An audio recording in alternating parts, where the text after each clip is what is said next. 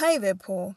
A long time ago in a faraway land, a cursed young woman who wore a mask to hide her beauty from the rest of the world fell in love with the newly inaugurated king, much to the surprise of the kingdom.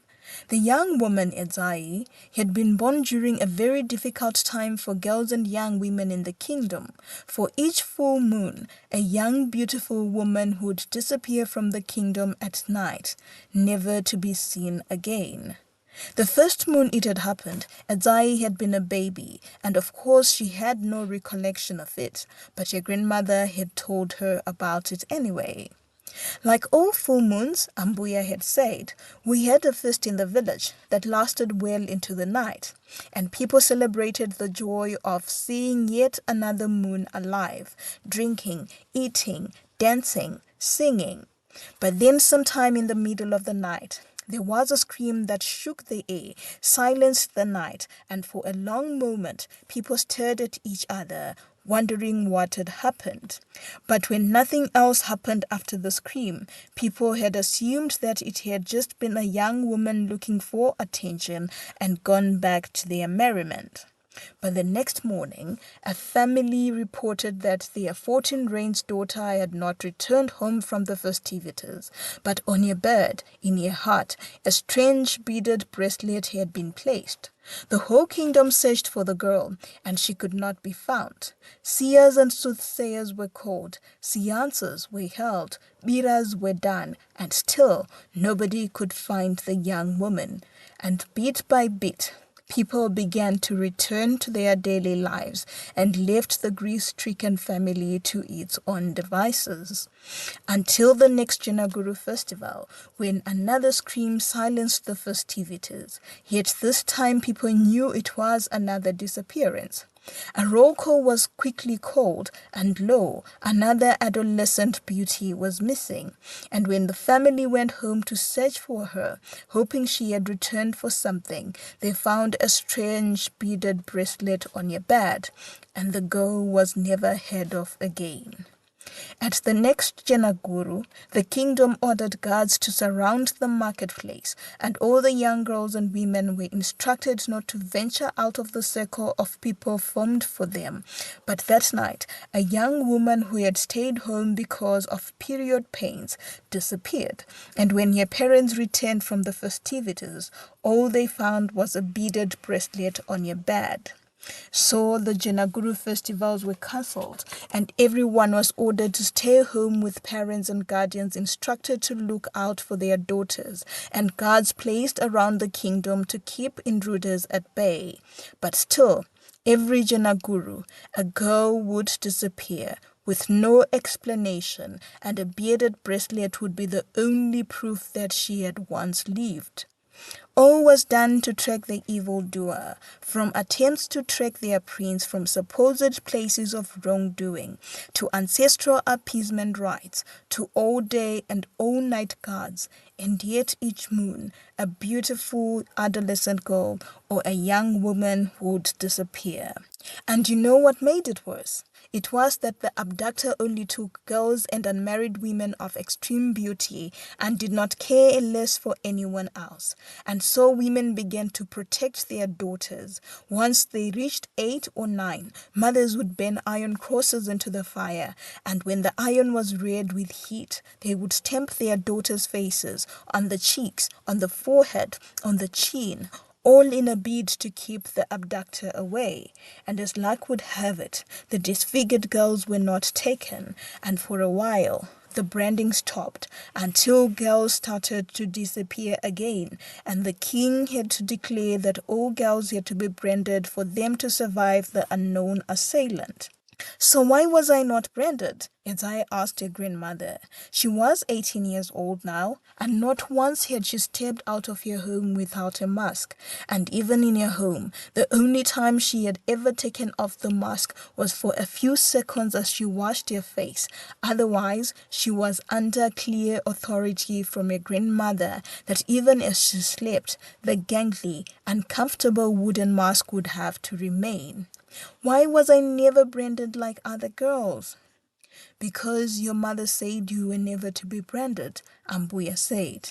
Then the old woman sighed, then said, I wanted to brand you because I didn't brand my 3 younger daughters and then got the heat for it. See, when the abductor was coming out for our daughters, I had an idea that I took to the king. There was a tree that produced strong repulsive odors that my own grandmother had shown me, and I told the king that I was having my daughters bath in it, and I believed it was why the monster was not visiting my home.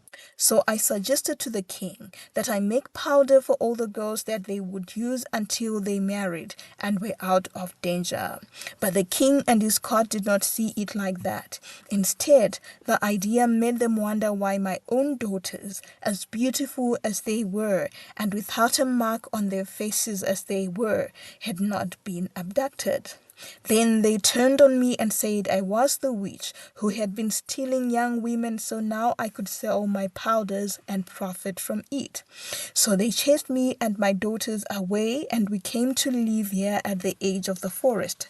The king's council found the tree and cut it down, and with only a little supply of the portion left, I had to send my unmarried daughters to the Tapa kingdom to my brothers so they would marry. But your mother, who had never recovered since she gave birth to you, and who had been returned by her husband for being too sickly a wife, made me swear on her deathbed to never brand you. Protect her by all means, mother, she had told me before breathing her last. Without any of the orders from the tree, I had to do what I could to protect you, and all I could think of is this mask, which I have had to craft with my hands. I have, over the last 6 rains, always thought the abductor will come for you, but I have been shocked at every Janaguru that they have not, and I think it is because they are shocked at what they might find underneath the mask. So this mask has been your protector, grandchild, and in your wanderings in the forest and in the marketplace, I aid you to keep it on so that the creature does not come for you. For I do not know what would happen to me if I were to lose you. You are the only thing that makes sense to me that is left in the world. Please, never ever take the mask off, okay?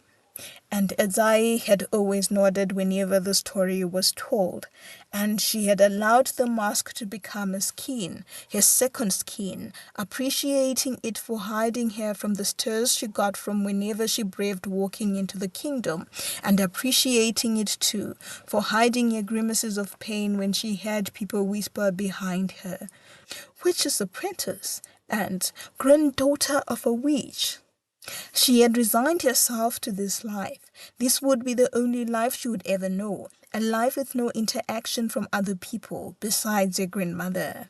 She tried as hard as she could to stay away from the kingdom, only going in there for the marketplace to buy food and clothes for herself and Ambuya. But the majority of the time, she spent it in the forest, gathering fruit for their home, hunting smaller game, and digging up roots that she and Ambuya would pound and make into potions for all sorts of ailments, knowing that in the middle of the night, far from prying eyes, patients would come to their home for remedies, for Ambuya was a great healer. And in all her wanderings in the forest, not once had Azai taken off her mask. And 2, she tried as hard as she could to steer clear of the other people there, the fruit gatherers, the firewood pickers, and the hunters. She had learned to walk stealthily in a manner that did not disturb the undergrowth, barely breaking twigs and dry leaves, and waiting in the shadows until whoever she had spotted it moved away, and she could be herself and breathe again. That is, until one afternoon as she camouflaged against a tree, she saw a young hunter who had been crouched, bow and arrow in position, jump up and scream, dropping his weapons and clutching his ankle in pain. Her eyes had followed his on the ground, and she had seen the perpetrator of the painful attack, the harmless brown house snake, slink into the forest foliage, leaving its victim powerless and staring at it. Edzai had watched in fascination and then with laughter in her eyes as the young man continued to scream and hop on one foot while holding his ankle. Finally, the screaming was starting to annoy Edzai, and without thinking, she sighed and walked out of her hiding place before asking, "Do you need any help?" The young man, Chenjerai, stood for a moment, mouth agape as he watched the masked creature that had stepped out of the shadows. He did not know what to make of the scene before him, the mask that hid her, the fact that she might have stood and watched a king, an entire king, hopping around madly because of a snake bite, or the fact that he had heard of her and that she was cursed, and likely the reason behind the abductions that were happening in the kingdom. So all he did was simply stare at her for a long while until she asked again, "Do you need something for the bite, my brother? I have potions in my bag here, and I can help with the pain." He recovered composure and said, "Not just the pain, but also the venom. I was bitten by a snake so large its width was the size of that tree." He pointed to a random tree in their vicinity, and Edzai smiled behind her mask. "I am sure the venom has spread to my vital organs now, and if I do not get any help soon, I might pass in this forest." Edzai, trying to still the laughter in her voice, said, "You are not to worry, my brother. I have all the antidotes for all the snakes in my bag. Should I come closer?" The young king nodded and watched the young woman in green draw closer. He obeyed when she instructed her to sit, although this was against his instincts to run, and he watched her kneel beside his leg, open her bag, and produce a small vial of brownish liquid. He allowed her to touch his ankle and found her hands surprisingly warm, humane even, as she examined for the wound. And then she opened her bag again and took out a sponge where she poured the liquid and brought it to the bruised part of his ankle where the fangs of the snake glowed bright and red. And as soon as the sponge touched his ankle, a relief washed through his foot and his leg, and he instantly felt that he had been healed. And now, feeling better, he took his time to watch the masked young woman dab another portion onto a new clean sponge before applying it to his ankle again. He watched as she took a tree bark from her bag, then with the warm hands wrap it around the wound, from the sole of his foot, around the top of his foot, then under the soles, over and over again. As she worked, he took a deep breath, allowing this most peaceful interaction he had ever had into his consciousness, and with it, he inhaled her scent, as fresh and pure as the buds of spring, and he allowed himself to close his eyes and feel the peace that the young woman was bringing with her. He knew, of course, who she was, the cursed granddaughter of the witch, and with eyes closed, he wondered what it was that lay behind her mask. There was speculation of grotesque disfigurement amongst the people, with those who claimed to have glimpsed her face saying that they had been momentarily blinded and forever repulsed by it. There was also speculation of an enchantment that lay hidden on her face, with all that claimed to have seen it, saying that her face had lured them to her, and they had almost followed her every day had they not been given potions by Ngangas to be cleansed. And his father too, in the prime of his reign, had had reservations and speculations of the family, and had said to him several times, "When I die, keep watch of the old woman who lives by the edge of the forest. It is said that her and her enchanted granddaughter are the ones responsible for the vanished and vanishing young women in this kingdom." And as this thought crept into his mind, Chenjerai's eyes sprang up, and he yanked his ankle out of her grasp, springing to his feet and mumbling, thank you," as he limped out of her sight and disappeared into the forest, leaving Edzai both baffled at the abrupt departure and smiling at his cowardice. But by the time the sun set that day, she was neither baffled nor smiling, but was berating her good heart from having stepped out of her hiding place to help him. For when she got home that afternoon, carrying a rabbit and some namba fruit in her pouch, she had found Ambuya pacing up and down, worry creasing her wrinkled features even deeper, while she wrung her hands continually in agitation. "What is it, Ambuya?" Edzai asked as she placed her parcels by a counter in the kitchen. "What has bothered you so?" "We have been summoned by the new king to his royal court," she responded, "and I have a bad feeling about it. The last time we received summons like this, we were banished here, and that is only on the condition I did not use my powers as a healer. Otherwise, I would be banished forever. I know I have treated some people who have come into my home in the middle of the night, but I have told them that the only payment I expect is silence. So how then could I have been summoned? What have I done? And where will we go if we are indeed banished too far, as my limbs are now too arthritic for me to walk far?" But Edzai had simply laughed and said, "Ambuya, you are giving this too much thought. We have been exemplary citizens of this kingdom, and the only reason we might be summoned is perhaps for re-assimilation into the kingdom." But Edzai couldn't have been more wrong, because when they arrived in the royal courtyard and saw the new king sitting in his throne, she had gasped and almost choked. For the king was none other than the young man she had helped in the forest. And even as he looked at her and Ambuya standing before them, Edzai could feel the loftiness of his attitude and the weight of his judgmental eyes falling on them. And he had not wasted time with his words either, addressing Mbuya squarely. "Where are the girls?" Ambuya was taken aback, and she asked, "What girls, my king?" "My 3 young daughters?" "Ah, my king, they are in Tapa Kingdom, and all are married now, my king." But the young king Chenjerai scoffed and said, "Oh, how beautiful that must be, that all your daughters are married, and that you have your granddaughter here with you, when other families are still mourning the losses of their daughters you stole from them aeons ago." "I did not steal anyone's daughter, my king," Ambuya said, as realization of where this conversation was going dawned. "I have no desire to do so, as I am a mother too, and I—" But the king interjected, laughing, "Then tell us why none of your daughters were ever taken. From what I have gathered, you gave birth to the most beautiful women this land has ever seen, and they were not branded, yet not one of them was abducted. Care to explain why this monster favored your family, and why it is said your prowess as a healer grew stronger with each abduction?" Ambuya began to tell the story of the tree with the repulsive odors, but he had not gone far when King Chenjerai interjected and said, "Oh, I see. They were saved because of a tree. Care to show me the tree now?" "It was cut down," Mbuya said.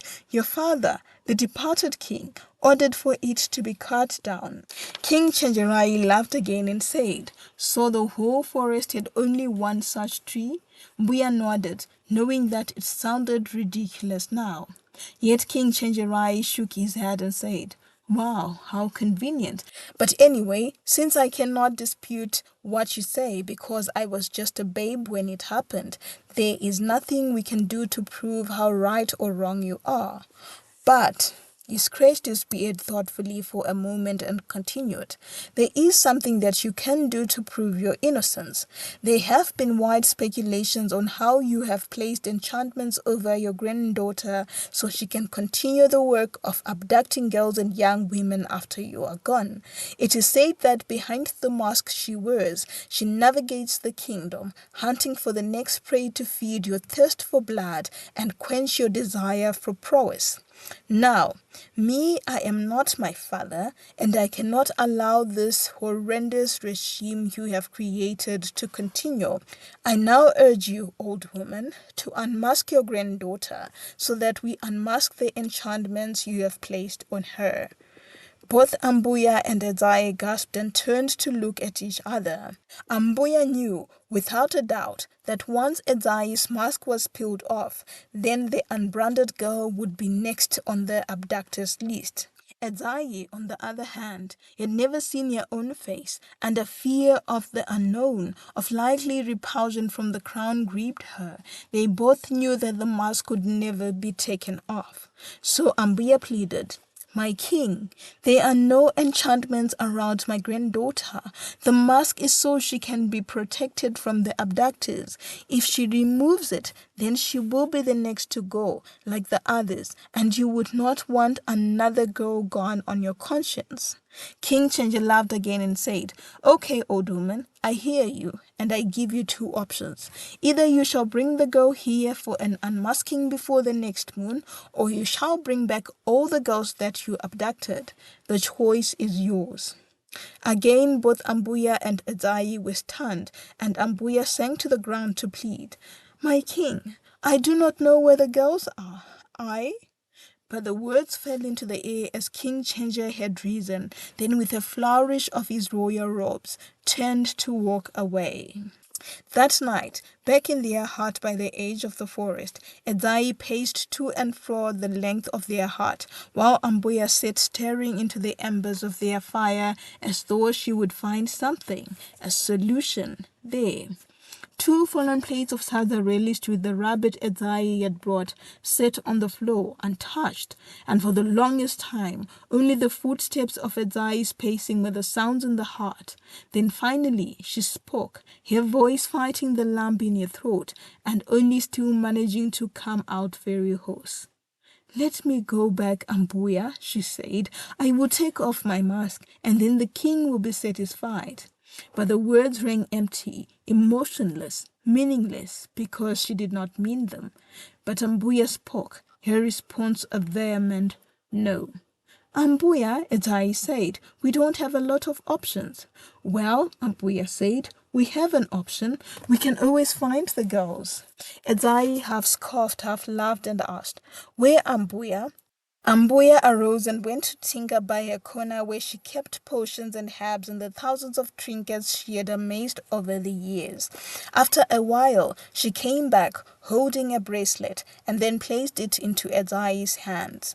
"This is the beaded bangle that the abductors left every time they took a girl. We have to find who owns it, and perhaps that will lead us back to the girls." The older woman saw Ezai begin to shake her head, but spoke before her granddaughter did. "Ezai, even if you take off the mask, people will continue to think ill of us and will only rest once you are abducted, of which I cannot bear to lose you, the last tie I have to life. But if we find the girls, then you will be freed of your mask, and the land will be freed from the desire to find answers." Ezai sighed, understanding Ambuya's logic, but still she had questions. "How will I find the girls, Ambuya?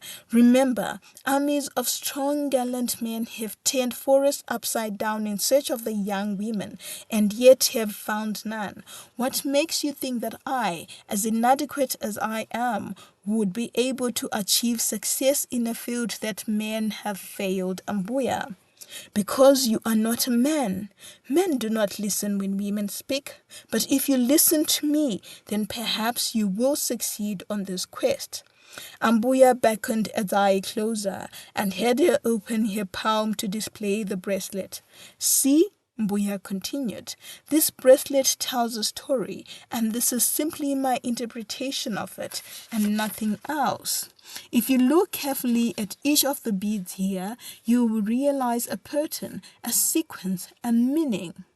Ambuya now squinted at the bracelet in Ezai's hands and said, "Look here, a crown on this beard, a spear on the next, a bow and arrow on the next, a mound of soil, probably presenting a graveyard, a beautiful maiden next, a pair of feet next, a rising sun or setting sun, whatever it is next, a mountain next, and then a curve last, and the sequence starts again and continues in the same order.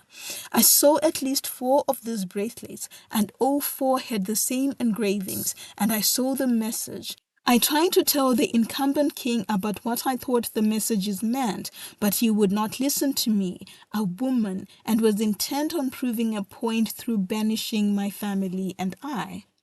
So what was the message in the bracelets, Ambuya?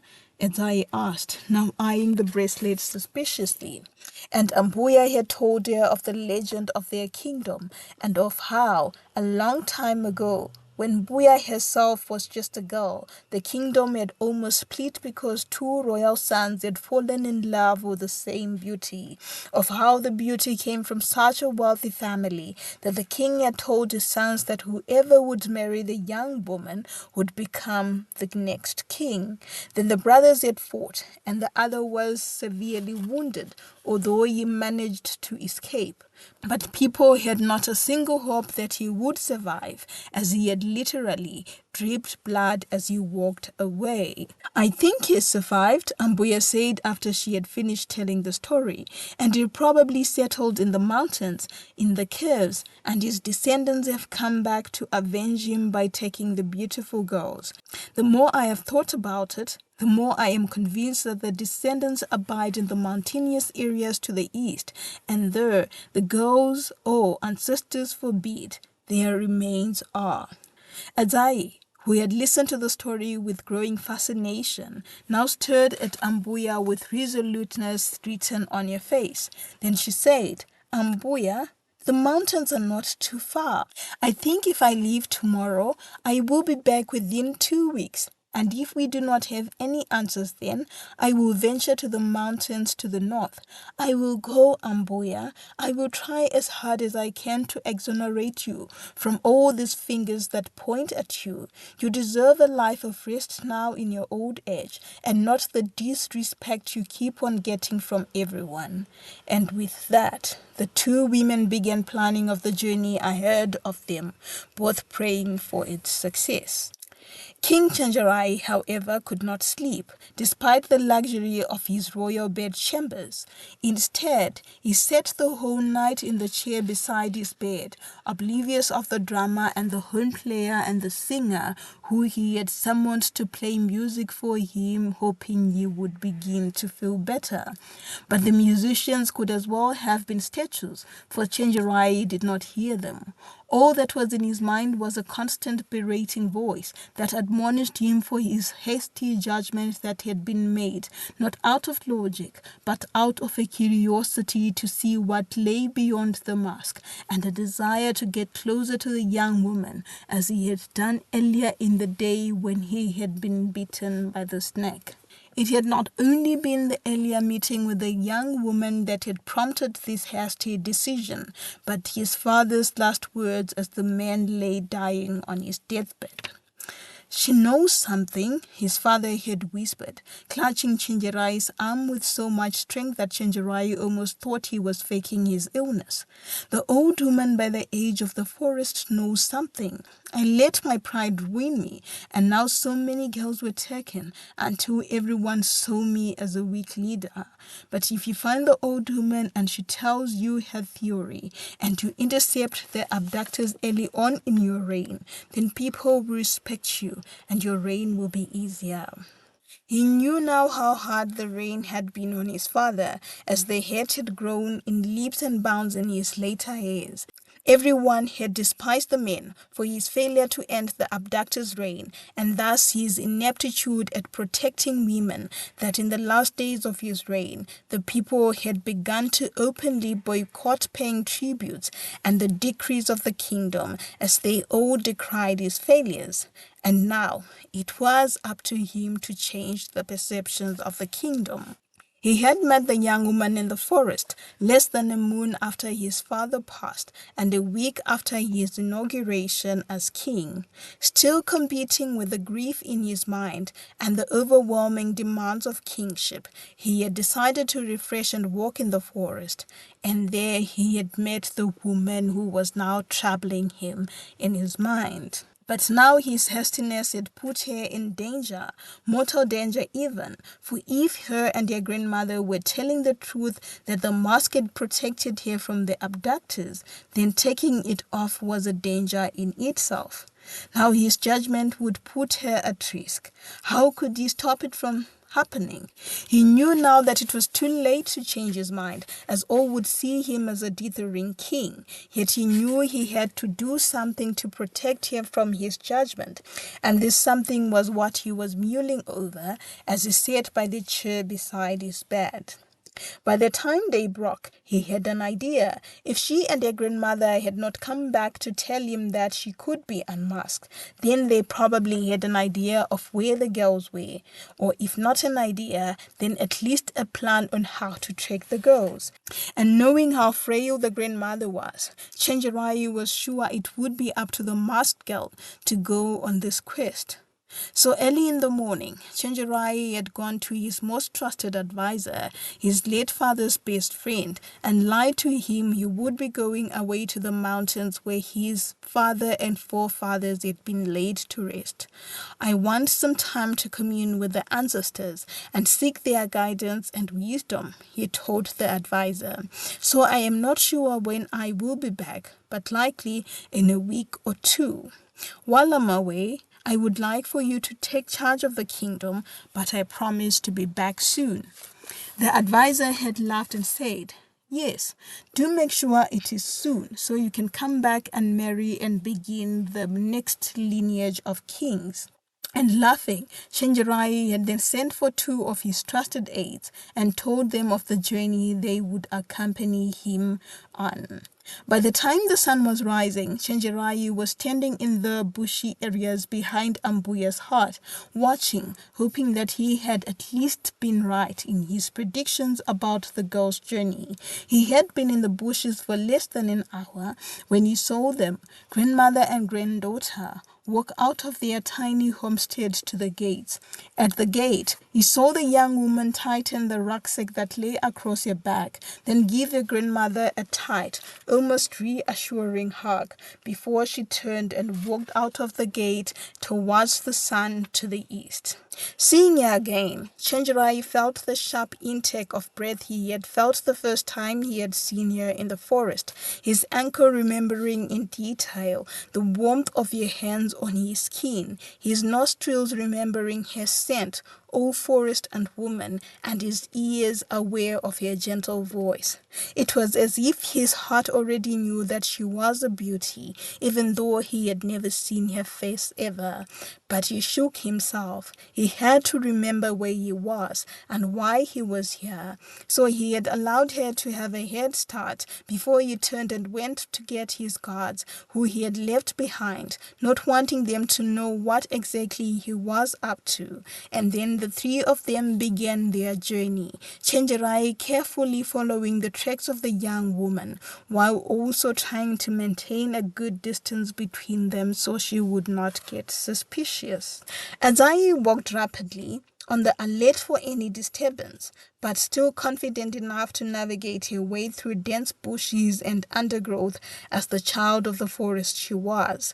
At night, she found clearings where she would camp in and start her fires for something warm in the stomach. During the day, she threw her feet, one after the other, spurred on by a sense of agency to find answers and return, and thus exonerate herself and her grandmother. She tried not to think too much of what she would meet in the mountains, instead hoping that she would be able to convince whatever or whoever she met to come down to her kingdom to state its case rather than finish all the girls. It was on the third day of her journey, however, when she began to feel uneasy. Somebody was watching. Somebody was following. And yet, when she stopped and looked around her, she was always alone. In fact, these parts of the forest looked as untouched by humans as possible. At certain points, she would call out, "Who is there? Do you need help?" but the only response was the echo of her voice through the forest, and she would walk on. Yet she was certain that she was not alone. There would be the unmistakable crackle of a twig or a crunch of a dried leaf underfoot, but when she turned, there would be no one. And still she did not know whether to fear or be confident of the strange presence in her midst. Was the stranger protecting her, or would they try to gain on her once she was way away from home? She didn't know, so she clashed her spear to her chest, ready to attack or defend at any point. By the end of the following day, she was certain she was not alone in the forest, and indeed, someone followed her. Yet instead of being too fearful, she began to feel at ease. Whatever this presence was, it meant no harm, as it would have attacked her already. The presence began to feel like a guardian angel for her, and she welcomed the feeling of not being alone. Yet she was curious. She needed to find out who this was and what their story was. So that night, after she had prepared her supper, she pretended to struggle down to sleep and waited. She knew whoever was following her was not far off, because nobody would dare sleep in the bushes. They would probably sleep along the clearing too. So she lay in her skins, biding her time and waiting for the moment the night would darken and the world would rest and the earth would pause its beat. And finally, when the night was at its blackest, she rose, gently extricating herself from her skins, and using her instincts, she walked along the clearing, her feet barely touching the ground, hoping she would not rouse anything ungodly. She walked for a while until she began to smell smoke, and she knew that somebody was close by, and excitedly, hoping to interrupt her intruder, she walked on. But she did not walk for long when she was suddenly seized by a pair of wild hands, one that quickly went to her masked mouth and tried to muffle her screams, while another grabbed her by the wrist. Only the hands couldn't reach the mouth, and she screamed anyway, thrashing into the air in a bid to escape. But the more she thrashed around, the tighter the grip became, and the greater her hackles arose. Leave me alone," she called out over and over again. But she might as well have spoken to air, for the individual did not leave her until at last she tired and stopped moving. And then the voice behind her laughed, and she knew exactly who the voice belonged to, the king. She sighed. The boyish idiot had followed her, but she did not want to evoke further royal trouble, so she said, "My king, my apologies for intruding on you, but what brings you here on the same journey I am on?" Laughing again, he let go of her waist but grabbed her arm and pushed her forward as he spoke. "Well, you know where the girls are, or at least where the abductor is, so I thought you would probably need a hand when you got there." They had arrived at his camp then, and a small fire flickered in the night, its light exposing the king's guards, who sat upright, alert and ready. Chenjerai pulled her to the ground and sat beside her, his hand still gripping her arm, lest she decided to run away. But Edzai had no intention of running away, so she spoke instead. "My king, I do not know whether this quest will prove anything. I am journeying here in the hopes that perhaps my grandmother's theory is right. Otherwise, there is no certainty in me that the journey will be fruitful. I would not want for us to get to the end of this journey and find that we were chasing the wind, and then have you blame me that I led you on." Chenjerai was quiet now, staring thoughtfully into the fire, trying as hard as he could to ignore the thrum-thrum of her pulse underneath his hand. Then at last, he spoke and in a sad voice said, "Unfortunately, that is all I have to go on, following you, hoping that there is something at the end of this journey." Edai sighed and yet did not say anything, her mind whirling. This young king was giving her mixed signals, from cowardice after encountering a small rubbish snack, to speaking with authority in front of the king's court and the people, to helplessness and vulnerability now. Exactly, who was he? But Chenjerai spoke again and said, "It would be foolish for all of us here, young lady, to not join forces and work together in intercepting this monster. For one, you are a woman, and you do not know what awaits you at the end of this journey, and you might need manpower to help you conquer." Ezai rolled your eyes, and it was on the tip of your tongue to jibe. "You mean power when you fear a snake?" But she allowed him to continue. "Secondly, my guards and I are just blindly following you, and perhaps if you could tell us where you are heading, then we might help you, and of course we will reach our destination faster." Ezai laughed and said, "My king, as you rightly said, I am a solo woman, and I do not have the physical strength of the three of you.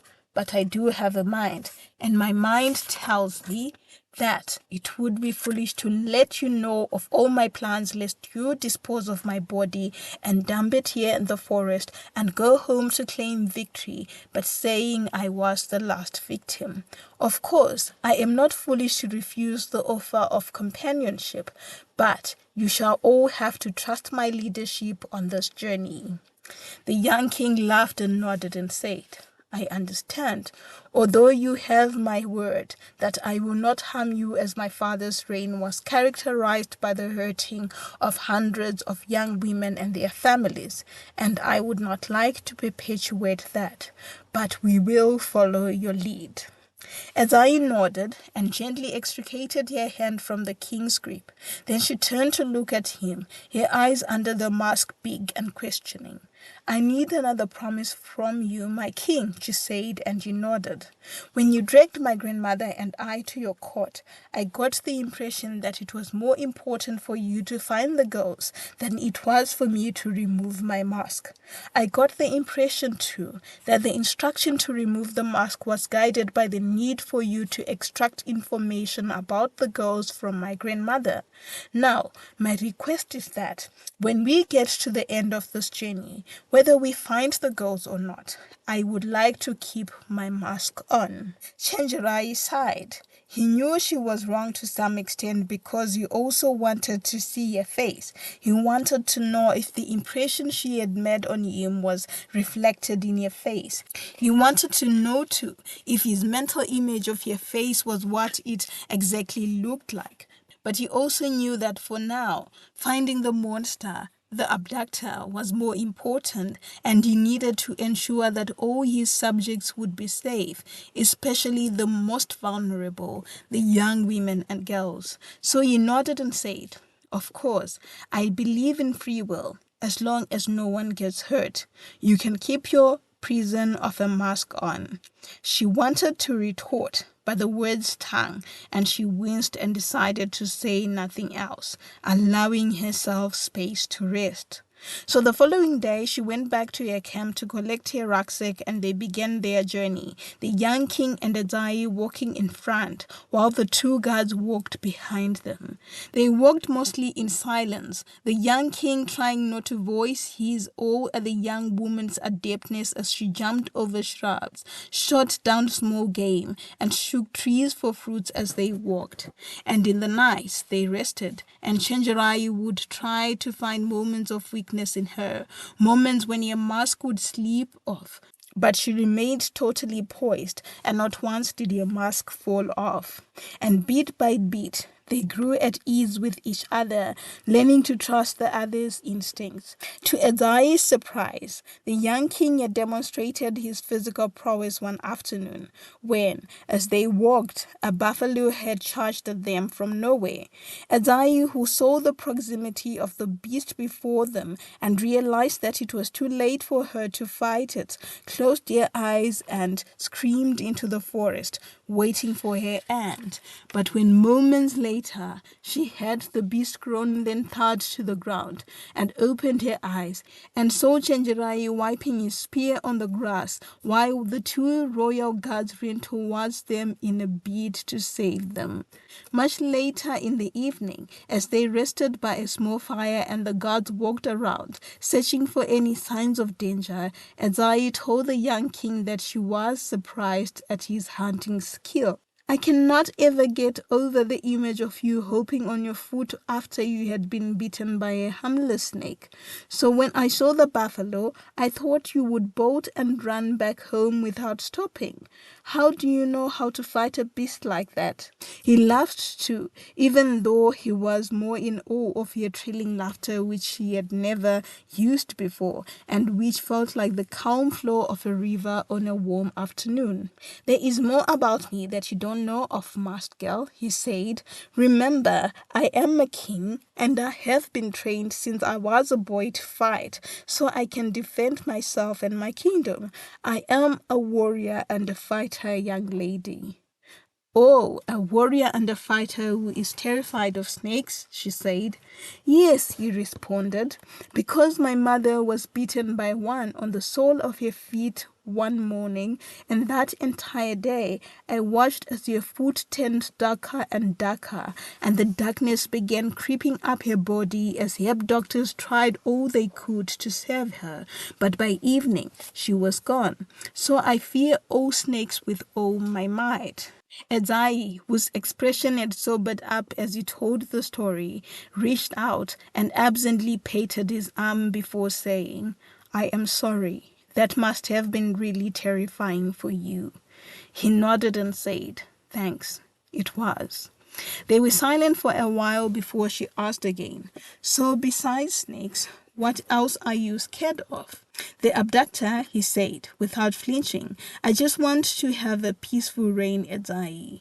She nodded again. There was a long silence before he asked, And what are you afraid of? Losing my grandmother, she said softly.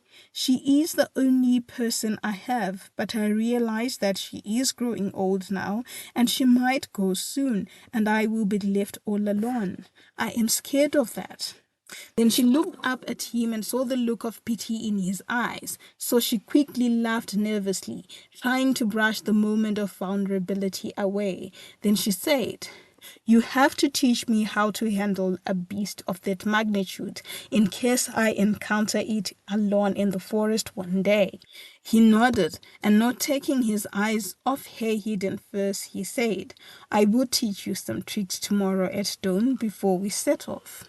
Edzai nodded and tore her gaze out of his and ignored the tingly sensation that had swept across her body, a sensation she had begun to sense more and more in his presence, a sensation which was both thrilling and shameful. As they went to sleep in their skins, his voice, his scent, his laugh, and his presence taunted her out of her sleep, and only decorum made her stay on her mat, although she knew she wanted to see him, to hear him talk, laugh with him for as long as possible. And when she had woken him up at dawn and whispered, Teach me how to fight like you promised, that had not been what she had wanted to say. She had wanted to tell him that she was falling for him instead, but she knew how futile that was. He was the king. She was just a nobody. It would do her right to remain aware of her role in society. But Chenjerai had a reason, and in the light darkness of the early morning, he taught her how to hold a spear correctly, how to aim at him, and how to defend oneself with it. They were at it as the sun rose, and even as beads of sweat began to appear on Chenjerai's face from exertion, he did not stop. You have to know the basics always, he said as he pointed at a tree for her to aim at. He watched her as she ran to collect her spear there which had been perfectly executed, and again his heart was in awe of her. He could not deny that she was gentle, and that there was an aura of grace that emanated from her despite her hyper-independent stance. But it was that aura he had come to appreciate from being with her every day for the past 7 days. He watched now as she ran back to him, an excited energy from the lessons radiating from her, and as he watched, as though in slow motion, and only for a split second, he saw the mask jump slightly up her face as her foot hit the ground, and there her lips burst to the air before the mask fell into place. But he had already seen the beautiful mouth, the plump full lips that had teased him and made him wonder again what he would see should she take off the mask. And later that morning, as they packed their bags and began climbing the mountain before them, all Chenjerai could think of was the mouth he had seen earlier. But these thoughts had quickly been dispersed out of his mind before they had climbed more than 200 strides into the mountain, for from nowhere an arrow had whooshed past the king's face and gone to land by a tree's trunk. Immediately, Adzai, Chenjerai, and the 2 guards had scrambled for their weapons, looking around to find the source of the arrow to aim back. But before they could find the source, however, a barrage of arrows had followed the first, and these had come from all directions, yet none of the arrows hit the foursome. Chenjerai's heart sank. They were surrounded. There was no place to hide Adzai at, so he and the 2 trained guards could meet the fighters alone without endangering the young woman. So signaling to the guards and Adzai to drop their weaponed hands, the young king spoke and said, "Good afternoon, people of the mountains. My name is Chenjerai, and I would like to apologize for intruding in your territory, but my team and I would like some assistance from you, in case you might have heard of the monster who has terrorized my kingdom, and you might point us in the right direction." A voice laughed and spoke. "Silly young man, as arrogant as your father and your forefathers. Now, suppose we know the way, and we give it to you. What will you pay us with?" Chenjerai rummaged in his bag, and he retrieved a bag of coins which he jangled and dangled in the air to the unseen entity, saying, "Sir, we brought some gold with which we offer to you. There is more from where we came from, and we can have it sent your way." The voice laughed out loudly again, his booming laughter shaking the trees and leaves before he said again, "There, that arrogance of the Gara family, assuming that I would want money as though I am poor. I need none of your money, boy. Bequeath me with a special gift instead." "What gift, kind sir?" Chenjerai spoke into the forest, to the unseen man. "The girl," the voice said, chilly and eerie. "Give me the masked girl." Chenjerai's heart stopped beating as he glanced over at Adzai. Then he cleared his throat and said, "You have already taken more girls from my kingdom than I can count. Surely, if I give you anyone else, then I would be a greater fool. Look, I do not like fighting women, for I know that there are so many things that fight against us, things such as nature and our ancestors' hand, and which we can't fight back against. I also do not like bloodshed, but if you force my hand, then I will be forced to summon the army that lurks in the forest and who are just waiting for my signal. Then we can fight like men and not use women in our fights." There was a silence, then a snap of a twig, then the crackle of leaf under drum-like footprints, and then a man appeared, thundering through foliage to come and stand before them, his girth wide and his frame tall, and his eyes narrowed towards Adzai. Then lazily his eyes rolled over to Chenjerai, and he said, laughing, "You know very well that there is no army. I have followed the 4 of you as you trekked across the forest, and I have laughed at your gross ill preparation. He clicked his fingers into the air, and the forest moved as his army, wearing branches and leaves as camouflage, walked out of their hiding places and came to encircle the small army, their hands resting on bows and arrows. Edzai, Chenjerai, and the two guards gasped when they saw the army, for there was not a single man amongst it, but beautiful, middle-aged and young women of all sizes, who stood before them, their eyes fierce and hungry for action. The men now laughed and said, "Young king, summon your army too, and let's see." Chenjerai said nothing as his mind scrambled to find something to say, something to do to get his small army out of this quagmire. And as he looked, the big man spoke and said, "You are surrounded, young king. There is no way out. Perhaps if you give me the girl with the mask, then I will let all of you go. And I can even promise not to raid your kingdom, as I already have enough wives who can fight for me to the end."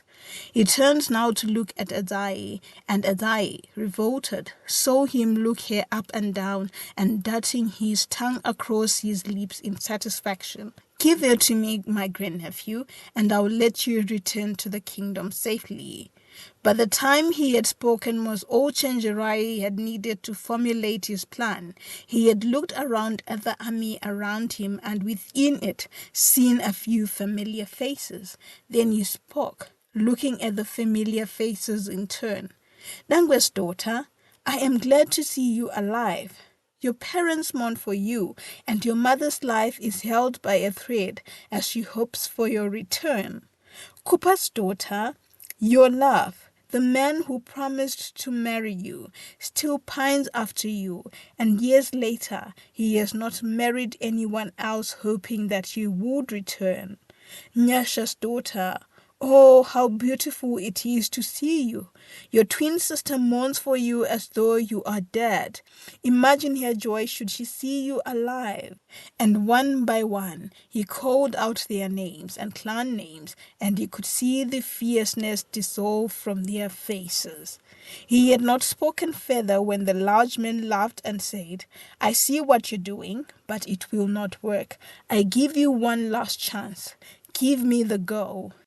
And the man's hand snagged towards Adzai and grabbed her viciously towards him, while his other hand roughly grabbed the mask off her face. Everyone gasped, for the face that now stared back at them in fear was the most beautiful face they had ever seen. But then he laughed in glee as he saw her face, before shouting, "Untainted face, untouched face, fresh meat." Chenjerai would forever struggle to remember the next few beats of his heart, for one moment he had been stunned by the beauty before him, but the next he had aimed his spear straight at the big man's head, and the surprised man, spear lodged in his skull and blood gushing out of his face, let go of Edzai and began to stagger, then to fall. For a long moment after he thudded to the ground, all that could be heard was the sputtering of a dying man, then his groans, then complete silence as neither his army or Chenjerai's companions moved. Then Chenjerai turned to look at Adzai again, and again was surprised by her fresh beauty. As she had worn the mask, he had always tried to visualize her face. And yes, his visualizations were perfect, but not once had they prepared him for the exquisite first before him.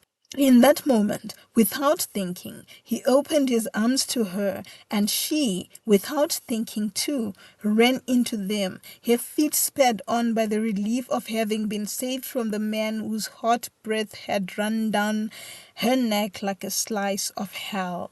And now, for the first time in her life, she felt safe. The fear that had terrorized her and her grandmother had evaporated. She did not want to think what would have happened had she let her stubbornness lead, and if she had undertaken the journey alone.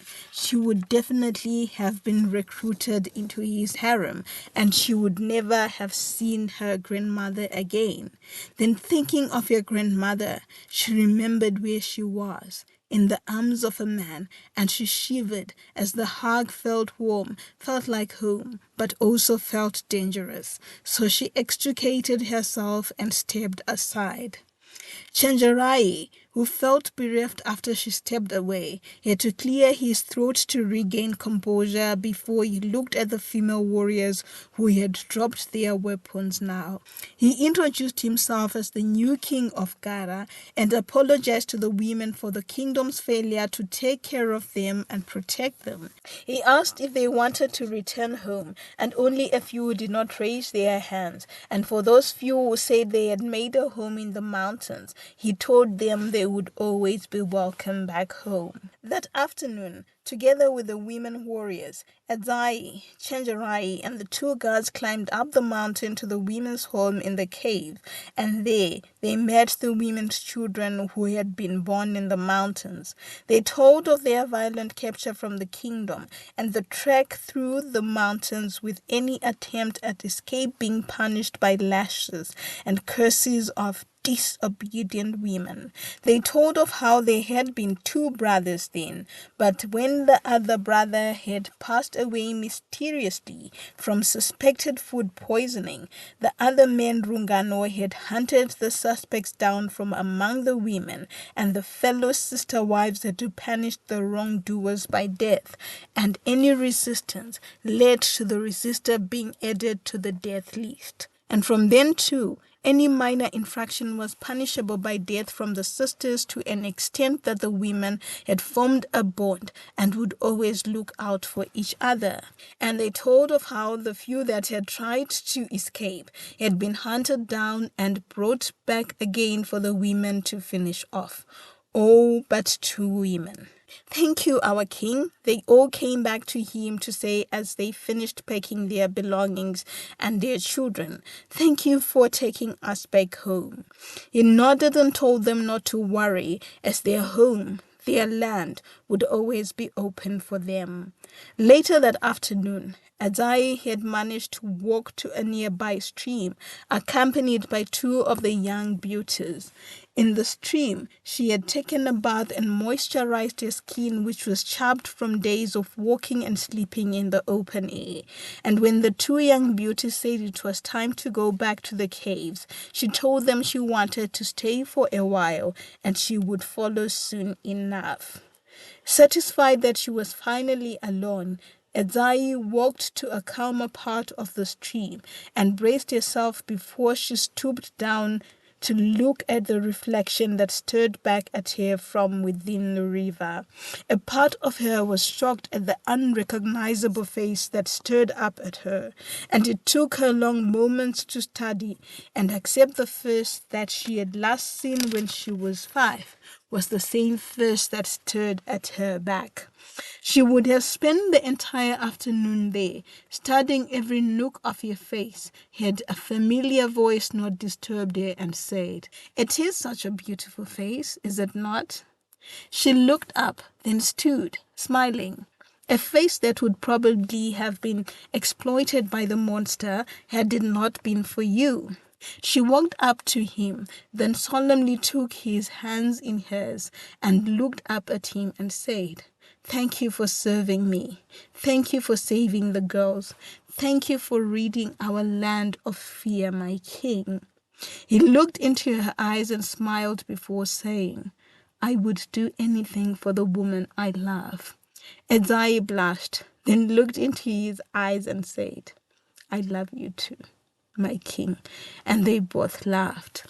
If Edzai had feared that their union would be disputed for not being a royal union, then she could not have been more wrong, for the only thing that had surprised everyone, including her grandmother, was your beauty out of the mask. But when they had heard of your bravery in choosing to go into the forest alone and then leading the king to the monster's lair, they had celebrated and allowed both her and Ambuya back into the folds of community. And at their wedding celebrations, as people danced and ate and sang, while the newlyweds sat at the table, Azai felt Shinjarai's hand slip into hers, and she turned to look at him, smiling, as she enclosed his hand in both her palms. And when he smiled back and said, "My queen," she pulled her chair close to his, then rested her head on his shoulder and said softly, "Thank you. I love you." "I love you more," he said, and they smiled into each other's eyes. The end. Thank you so much once again for watching. If you like the story, please leave a like. And love you lots. Till the next one. Goodbye.